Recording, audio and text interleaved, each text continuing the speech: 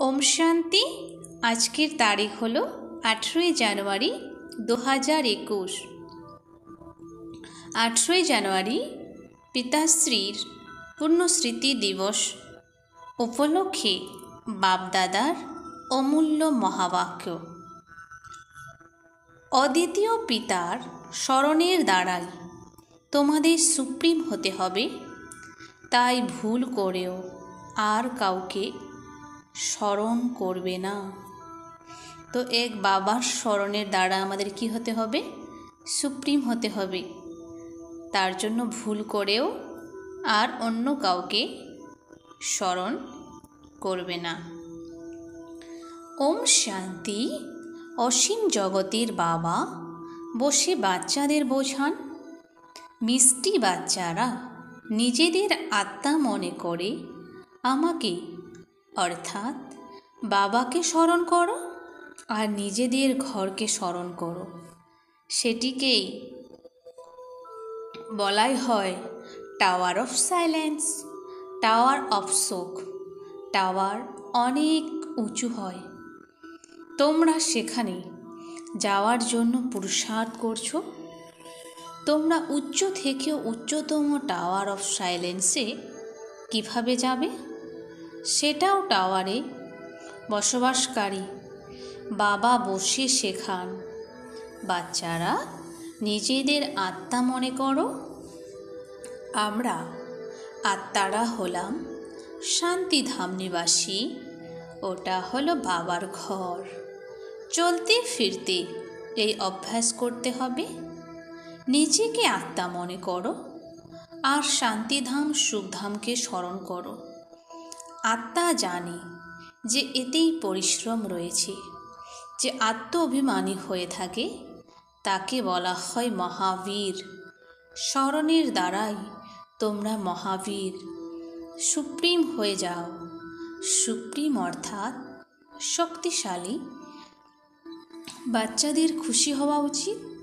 স্বর্গের মালিকের রচনাকার, বিশ্বের মালিকের রচনাকার বাবা আমাদের পড়াচ্ছেন। আত্মার বুদ্ধি চলে যায় বাবার দিকে। এ হলো আত্মার প্রেম একমাত্র পিতার সঙ্গে। সকাল সকাল উঠে বাবার সাথে মিষ্টি মিষ্টি বার্তালাপ করো। বাবা, তুমি তো বিস্ময়কর। স্বপ্নেও ছিল না যে তুমি আমাদের স্বর্গের মালিক করে দেবে। না, আমরা কি কোনোদিন ভেবেছিলাম কি বাবা আমাদেরকে স্বর্গের মালিক করে দেবে? কোনোদিনও ভাবিনি না। বাবা, আমরা তোমার শিক্ষানুসারে অবশ্যই চলব, কোনো পাপ কর্ম করব না। বাবা যেমনভাবে পুরুষার্থ করেন তা বাচ্চাদেরকেও শোনান। শিব বাবার এত সংখ্যক বাচ্চা, উদ্বিগ্নতা তো থাকবেই, তাই না? কত বাচ্চাদের লালন পালন করতে হয়। এখানে তোমরা ঈশ্বরীয় পরিবারে বসে রয়েছ। বাবা সম্মুখে বসে রয়েছেন। তোমার সাথেই খাবো, তোমার সাথেই বসবো। তোমরা জানো যে শিব বাবা এনার মধ্যে এসে বলেন, কার মধ্যে? ব্রহ্মা বাবার মধ্যে। মিষ্টি বাচ্চারা মামে কম, একমাত্র আমাকে স্মরণ করো। দেহ সহ দেহের সর্বসম্বন্ধকে ভুলে যাও। এ হলো অন্তিম জন্ম। এই পুরনো দুনিয়া, পুরনো শরীর বিনাশ হয়ে যাবে। কথায় আছে, আমি মরে গেলে তো দুনিয়াও আমার কাছে মৃত। না, আপ মই মর গই দুনিয়া। যখন আমি নিজেই মরে গেছি তো এই দুনিয়াও আমার জন্য কি মৃত? পুরুষার্থের জন্য সঙ্গমের এই সামান্য সময় রয়েছে। বাচ্চারা জিজ্ঞাসা করে, বাবা এই পড়া আর কতদিন চলবে? যতদিন না পর্যন্ত দেবী রাজধানী স্থাপিত হয়ে যায় ততদিন পর্যন্ত শোনাতে থাকব। তারপর ট্রান্সফার হবে নতুন দুনিয়ায়। এ হলো পুরনো শরীর। কিছু না কিছু কর্ম ভোগ করতেই হবে। এতে বাবা সহায়তা করবে এমন আশা রাখা উচিত নয়। দেউলিয়া হয়ে গেলে, অসুস্থ হলে বাবা বলেন, এ হলো তোমাদের হিসেব নিকেশ। তো আমরা যখন অসুস্থ হয়ে যাই, তো এটা আমাদের কি পূর্বজন্মের কিংবা এই জন্মের হিসাব কিতাব। হ্যাঁ, তবুও যোগের দ্বারা আয়ু বৃদ্ধি পাবে। তো বাবার এই যোগ করলে আমাদের আয়ু বৃদ্ধি পায়। নিজে পরিশ্রম করো, দয়া ভিক্ষা করো না। বাবাকে যত স্মরণ করবে তার মধ্যেই কল্যাণ নিহিত রয়েছে। যতখানি সম্ভব যোগ বলে দ্বারা কর্ম করো। গাও তো হয়, তাই না? আমায় আখি পল্লবে আড়াল করো, চোখে হারানো প্রিয় বস্তুকে উজ্জ্বল রত্ন, নয়নের মণি, প্রাণ প্রিয় বলা হয়। এই বাবাও হলেন অতি প্রিয়, কিন্তু গুপ্ত। ওনার প্রতি ভালোবাসা এমন হওয়া উচিত, সে কথা জিজ্ঞাসাও করো না। বাচ্চারা তো বাবাকে চোখে হারাবে। এই পলক কোনো স্থূল চোখ নয়, এ তো বুদ্ধির দ্বারা স্মরণে রাখতে হবে। প্রিয়তম পিতার সঙ্গে কতখানি ভালোবাসা থাকা উচিত। বাচ্চাদের জন্য কত নিষ্কাম সেবা করেন। বাবা বাচ্চাদের জন্য কত নিষ্কাম সেবা করেন। বাচ্চারা অপবিত্র শরীরে এসে প্রবেশ করে তোমাদের হৃদতুল্য করেন। বাবা কত মিষ্টি, তাহলে বাচ্চাদেরকেও এরকমই মিষ্টি হতে হবে। বাবা কত নিরহংকারী হয়ে তোমাদের অর্থাৎ বাচ্চাদের সেবা করেন। তাই বাচ্চারা তোমাদেরও এতখানি সেবাই করা উচিত। শ্রীমত অনুসারে চলতে হবে। কোথাও যদি নিজের মতো প্রকাশ করো তবে সৌভাগ্য দাগ পড়ে যাবে। তোমরা ব্রাহ্মণেরা হলে ঈশ্বরীয় সন্তান, ব্রহ্মার সন্তান, ভাই বোন, ঈশ্বরের পুত্র পুত্রী। ওনার কাছে থেকে উত্তরাধিকার প্রাপ্ত করছো। যত পুরুষার্থ করবে ততই উচ্চ পদ লাভ করবে। এখানে সাক্ষী হয়ে থাকার অভ্যাসও অধিক মাত্রায় চাই। বাবা বলেন, মিষ্টি বাচ্চারা, হে আত্মারা, মামেকম স্মরণ করো। ভুল করেও বাবা ব্যতীত আর কাউকে স্মরণ করবে না। তোমাদের প্রতিজ্ঞা হলো, বাবা আমার তো শুধু একজনই তুমি আছো। আমরা আত্মা, তুমি পরমাত্মা। তোমার থেকে উত্তরাধিকার নেব। তোমার কাছে রাজ্য শিখছি, যার দ্বারা রাজ্য ভাগ্যপ্রাপ্ত করি। মিষ্টি বাচ্চারা, তোমরা জানো এ হলো অনাদি ড্রামা। এখানে জয় পরাজয়ের খেলা চলে। যা ঘটে তা সঠিক। রচনাকারের তো ড্রামা অবশ্যই পছন্দ হবে, তাই না? তাহলে রচনাকারের বাচ্চাদেরও পছন্দ হবে। এই ড্রামায় বাবা একবারই বাচ্চাদের কাছে, বাচ্চাদের দিল বা হৃদয়ে শিখ বা প্রেমপূর্বক সেবা করতে আসে। সব বাচ্চারাই বাবার প্রিয়। তোমরা জানো সত্যযুগীয় সকলে পরস্পরকে অত্যন্ত ভালোবাসে। পশুদের মধ্যেও ভালোবাসা থাকে। সেখানে এমন কোনো পশু নেই যারা মিলেমিশে না থাকে। সত্যযুগে পশুরা মিলেমিশে থাকবে। তাহলে বাচ্চারা, তোমাদের এখানে মাস্টার প্রেমের সাগর হতে হবে।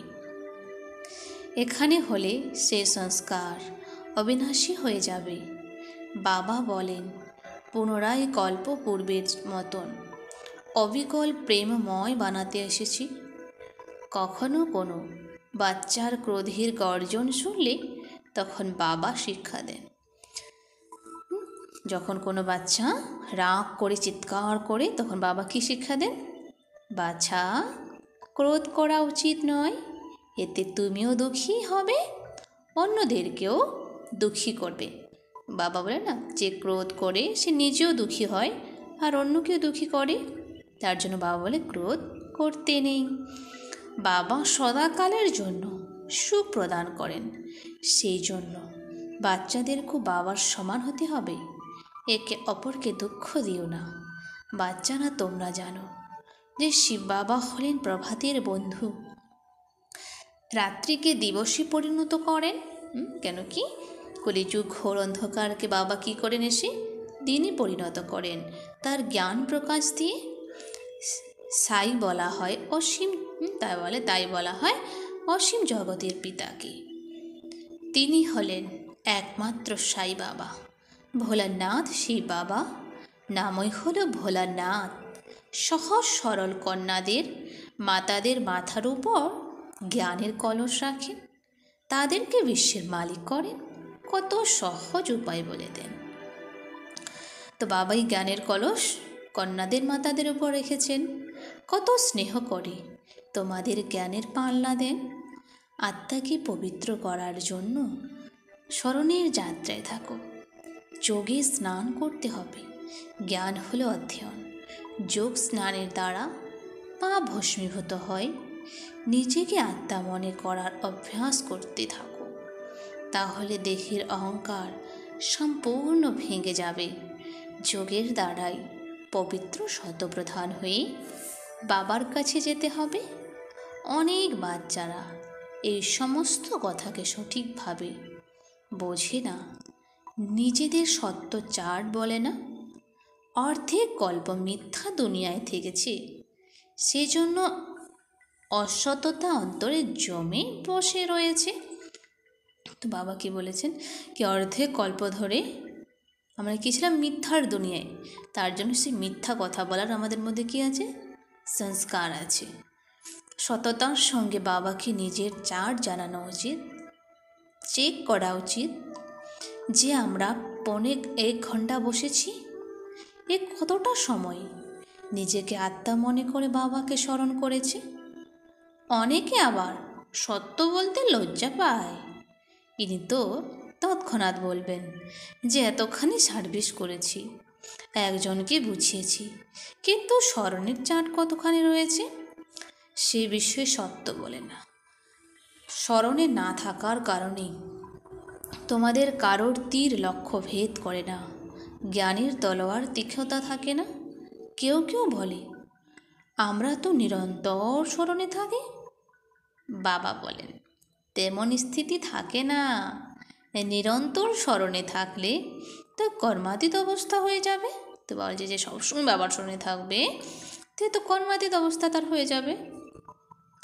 জ্ঞানের কাজটা দেখা যাবে, এতে অনেক পরিশ্রম।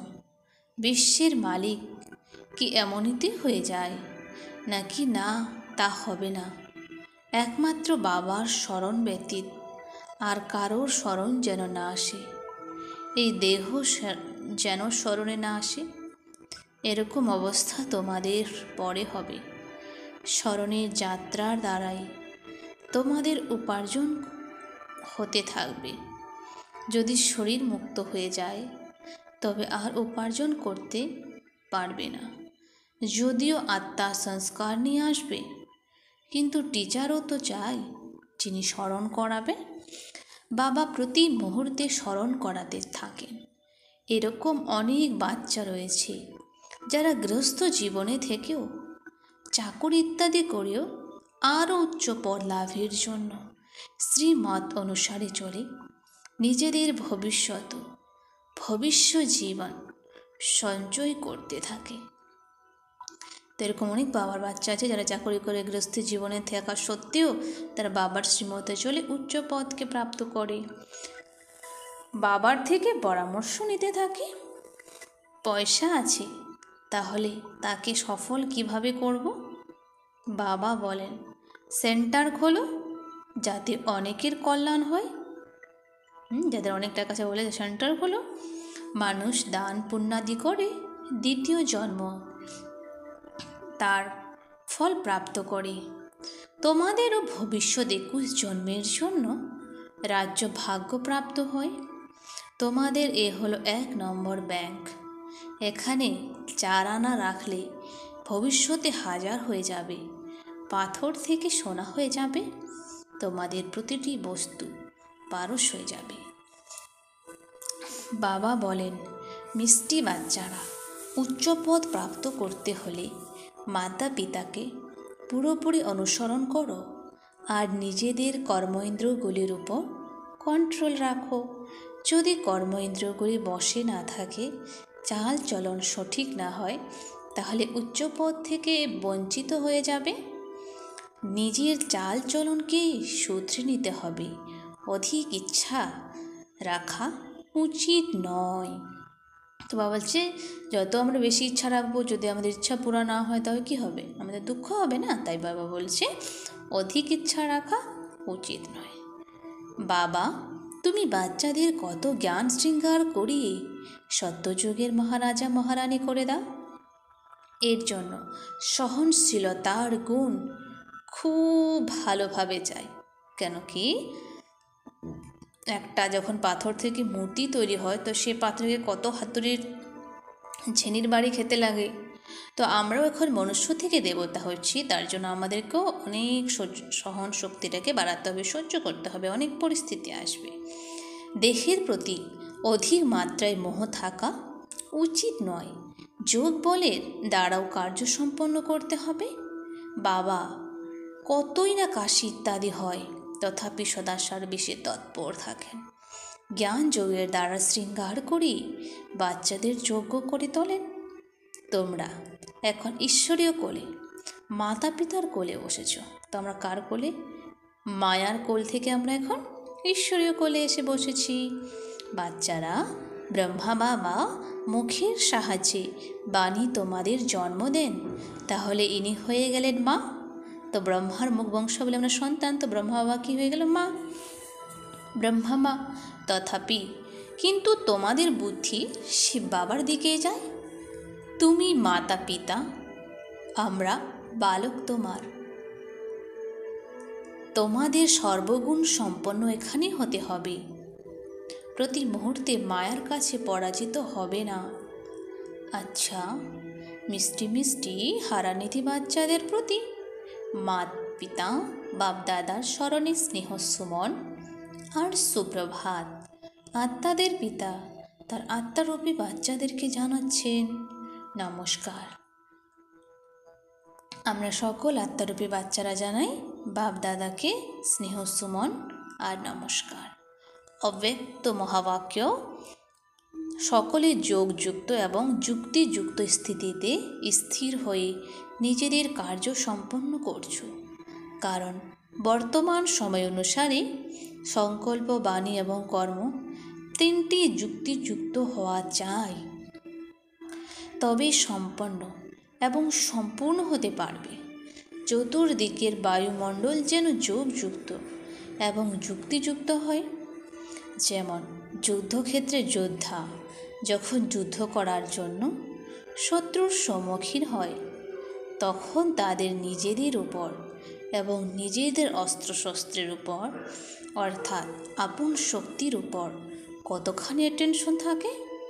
সময় এখন সমীপে এসে গেছে, এটাই মনে করো যে এখন যুদ্ধক্ষেত্রে সম্মুখে আসার সময়। চতুর্দিকের এমন সময় অনুসারে নিজের সর্বশক্তিগুলির প্রতি অ্যাটেনশন চাই। অ্যাটেনশন যদি সামান্যতম কম হয়, তবে সময় অনুসারে যেমনভাবে চতুর্দিকের টেনশন বৃদ্ধি পেতে থাকে, তেমনি চতুর্দিকের টেনশনের বাতাবরণের প্রভাব যুদ্ধে উপস্থিত আধ্যাত্মিক পাণ্ডব সেনার উপরেও পড়তে পারে। দিনে দিনে সম্পূর্ণতার সময় যত নিকটে আসতে থাকবে, ততই দুনিয়ায় টেনশনও আরও বৃদ্ধি পাবে, কম হবে না। তো যত দিন যাবে তত মানুষের টেনশন কী হবে? বৃদ্ধি পাবে। চতুর্দিকে সংকটময় জীবনের অনুভব হবে। সংকট যেন চতুর্দিক থেকে আসছে, তো চারদিকে কী হবে? সংকট হবে। একদিকে ছোট ছোট প্রাকৃতিক বিপর্যয়, ক্ষয়ক্ষতির টেনশন, মানে কোথাও প্রকৃতির থেকে ছোট ছোট প্রাকৃতিক যে ক্ষয়ক্ষতি হবে। অপরদিকে কী হবে? এই দুনিয়ার গভর্নমেন্টের কঠিন নিয়মাবলীর টেনশন। তো কী হবে? গভর্নমেন্ট কী করবে? সরকার অনেক কঠিন কঠিন নিয়ম বানিয়ে দিবে, তার ফলে অনেকের টেনশন। তৃতীয়ত, আচার ব্যবহারে স্বল্পতার, নমনীয়তার টেনশন। আর চতুর্দিক লৌকিক আত্মীয় পরিজনাদের সঙ্গে স্নেহ এবং স্বাধীন হওয়ার জন্য অল্প সময়ের জন্য যে খুশির অনুভূতি থাকে তাও সমাপ্ত হয়ে ভয়ের অনুভূতির টেনশনে পরিণত হবে। তো বাবা কি বলেছেন আজকে, কি চারিদিকে কি হবে, যে আমাদের এখন সম্বন্ধ সম্পর্কের মধ্যে যে একটু স্নেহ ভালোবাসা আছে সেগুলো দূর হয়ে শুধু চারিদিকে কি হবে, টেনশনের অনুভূতি হবে। চতুর্দিকের এইরকম টেনশন মানুষের মধ্যে বৃদ্ধি পেতেই থাকবে। চতুর্দিকে টেনশনে আত্মারা ছটফট করবে। তো চারিদিকে টেনশনে সকল আত্মারা কী করবে, ছটফট করবে। যেখানেই যাবে সেখানেই টেনশন, তো যেখানেই যাবে সকলেই টেনশন। যেমন শরীরের কোনো শিরায় টান ধরলে তখন কত অসুবিধা হয়, মাথায় মেজাজ খিটখিটে ভাব চিরবির করে হয়ে থাকে। সেরকমই এমন বাতাবরণ কী করবে, বাড়তে থাকবে। যেমন তো বাবা বলছে এরকম বাতাবরণ কী হবে, বাড়তে থাকবে। যেমন কোনো ঠিকানা অর্থাৎ কুল কিনারা নজরে পড়বে না, যে কি করব, এরকম অবস্থা হবে এখন যত দিন যাবে। যদি হ্যাঁ করি তাহলে সংকট, যদি না করি তাহলেও সংকট। উপার্জন করলেও মুশকিল, উপার্জন না করলেও মুশকিল, জমা করলেও মুশকিল, না করলেও মুশকিল। এরকম বাতাবরণ তৈরি হতে থাকবে। তা আমরা এখন দেখছি এরকম সময়ে চতুর্দিকের টেনশনের প্রভাব যেন আধ্যাত্মিক পাণ্ডব সেনাদের উপর না পড়ে। যদি নিজের টেনশনে আসার সমস্যা নাও থাকে, কিন্তু বায়ুমণ্ডলের প্রভাব দুর্বল আত্মাদের উপর সহজেই পড়ে। ভয়ের ভাবনা কি হবে, এরকম ভয় দিন প্রতিদিন বাড়তে থাকবে। কিভাবে হবে, এই সমস্ত কথার প্রভাব যেন না পড়ে তার জন্য মাঝে মাঝে মধুবন দ্বারা কোনো না কোনো ঈশ্বরের স্মরণের যাত্রার বিশেষ প্রোগ্রাম পৌঁছে যাওয়া উচিত, যার দ্বারা আত্মাদের কেল্লা মজবুত থাকবে। আজকাল সার্ভিসও অনেক বৃদ্ধি পাবে, কিন্তু বৃদ্ধির সঙ্গে সঙ্গে যুক্তিযুক্ত হওয়া উচিত। আজকাল সম্বন্ধ সম্পর্করাই অধিক মাত্রায় আসবে। যারা স্বরূপ হবে তেমন কম সংখ্যকই আসবে, সকলেই একরকমই হবে না।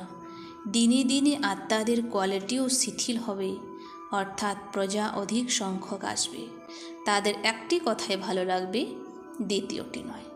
সব কথা নিশ্চয় থাকবে না, তাই সম্পর্কীয়দেরও যা তাদের চাই সে মতোই তাদের সম্পর্কে যুক্ত রাখতে হবে। যত সময় সংকটময় হতে থাকবে, সমস্যা অনুযায়ী তাদের রেগুলার স্টুডেন্ট হওয়া ততই মুশকিল হবে, কিন্তু অগণিত সংখ্যক সম্পর্কে আসবে, কারণ শেষ সময়, তাই না? তাহলে লাস্ট পোজ কেমন হবে? যেমন প্রথম দিকে উচ্ছলতা উদ্দীপনা উৎসাহ থাকে, তেমন ভাব বিরল সংখ্যক কারোর মধ্যে থাকে। অধিক সংখ্যক সম্বন্ধ আর সম্পর্কে থাকারই আসবে। তাহলে এই অ্যাটেনশন চাই, এমনও নয় যে সম্পর্কে আসা আত্মাদের পরখ না করি তাদের সম্পর্ক থেকে বঞ্চিত করে দেবে। খালি হাতে কেউ যেন না যায়, বলে যে কেউ আত্মা আসুক সেন্টারে তারা যাতে খালি হাতে না যায়। নিয়ম অনুসারে অবশ্যই চলতে পারবে না, কিন্তু তারা স্নেহে থাকতে চায়, তাই এমন আত্মাদের প্রতি অ্যাটেনশন অবশ্যই দিতে হবে। বুঝে নিতে হবে যে এই গ্রুপ এই সময় অনুসারে তৃতীয় পর্যায়ের, সেই জন্য তাদেরকেও সেই সময় মতো পরিচালনা করতে হবে। আচ্ছা, আজকের বরদান, স্নেহের জন্য সকল দুর্বলতাকে সমর্পণকারী সমর্থী স্বরূপ হব। স্নেহের জন্য কি হতে হবে? সকল দুর্বলতাকে সমর্পণ করতে হবে। স্নেহের নিদর্শন হলো সমর্পণ। স্নেহের জন্য সমর্পণ করলে কোনো কঠিন ও অসম্ভব বিষয় সম্ভব এবং সহজ অনুভূত হয়। সেজন্য সমর্থী স্বরূপের বরদান দ্বারা সকল দুর্বলতাকে বিবশ হয়ে নয়, হৃদয় থেকে সমর্পণ করো, কারণ সত্য পিতার কাছে সত্যই স্বীকৃত হয়। তাই কেবল বাবার স্নেহের গায়ন করো না, বরং স্বয়ং পিতার সম অব্যক্ত স্থিতি স্বরূপ হও, যাতে সকলেই তোমাদের জয়গান করে। স্লোগান: সংকল্প অথবা স্বপ্নেও যেন একমাত্র হৃদয়ে রামের দিলারাম স্মরণ থাকে, তবেই বলা হবে সত্যিকারের তপস্বী। তো বাবা কি বলেছেন? সংকল্প অথবা স্বপ্নেও যেন একমাত্র হৃদয় রামের দিলারাম কি থাকে, স্মরণ থাকে, তবেই বলা হবে সত্যিকারের তপস্বী। ওম শান্তি। ধন্যবাদ বাবা আজকের এই মিষ্টি মুরলির জন্য।